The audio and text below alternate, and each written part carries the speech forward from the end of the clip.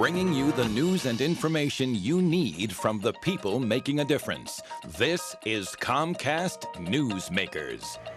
Before you get treated, you have to get diagnosed, and early intervention is the key. Hello again, and thanks for joining us. I'm Carla Showell-Lee, and you're watching Comcast Newsmakers.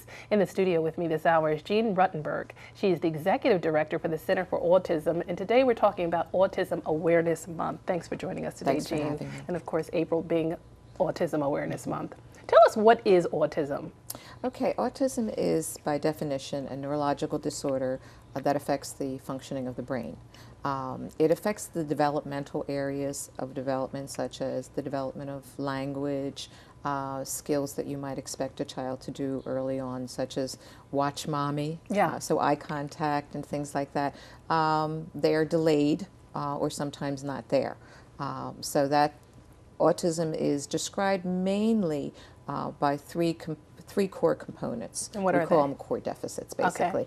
Okay. One is in the communication area. So the ability to communicate with another person, the ability to develop language, developmentally appropriate language.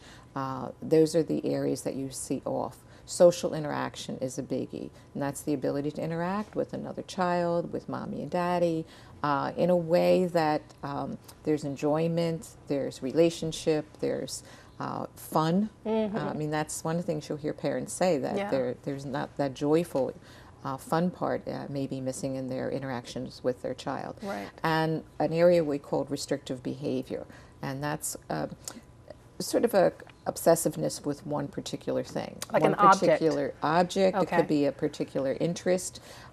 Trains is a biggie. I know a lot of young people and adults who still have a great fascination with trains. Right. But it could be as simple as a toy that has wheels, and what they like is not the function of the toy or the truck, but the fact that the wheels go round and round.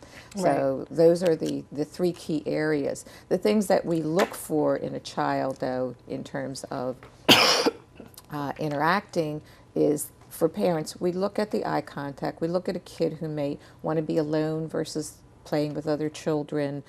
We look at things like their ability to deal with multiple environments, like, you know, not crying every time they go into a new place.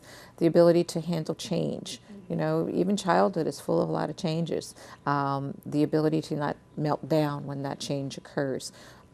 These are kids who you might see a lot of tantruming in. Right. And that's what they talk about when you talk about that spectrum. Yes. Yeah, and so many degrees. One of the things that we use in the field is, if you've seen one autistic child or person, you've seen one autistic child in person, and that's because the diversity is there. It's inherent in the diagnostic category. They're all different. Explain to us, if you will, Jean, what significant role does your center play within the community?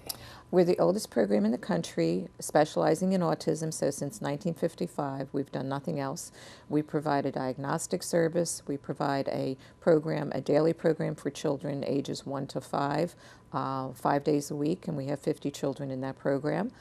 We also do a social competency program which runs 4 nights a week. We do consultation and training for school districts, special providers, counties. Right. So we really provide a very comprehensive program. Right, and helping parents, because I think there's a period where parents just have that denial, and they need to overcome. Well, they have denial, panic. Yes, what do I do? Years ago, there were about 4 things that you could find about autism. Now there's 4,000. So parents are confronted with a new dilemma, which is, how do I choose? How do I know it is okay? How do I make that choice in terms of my child? We have I didn't mention it, but we have a parent program that is totally wrapped around every program we do. So the parent component is as important to us as the child component, because children live in families. Of course, yes. And if we help the parents, we help the child. And of course, that helps society in understanding the disorder. Yes. Thanks so much for joining us today, Jean. Thank you for having me. Good information.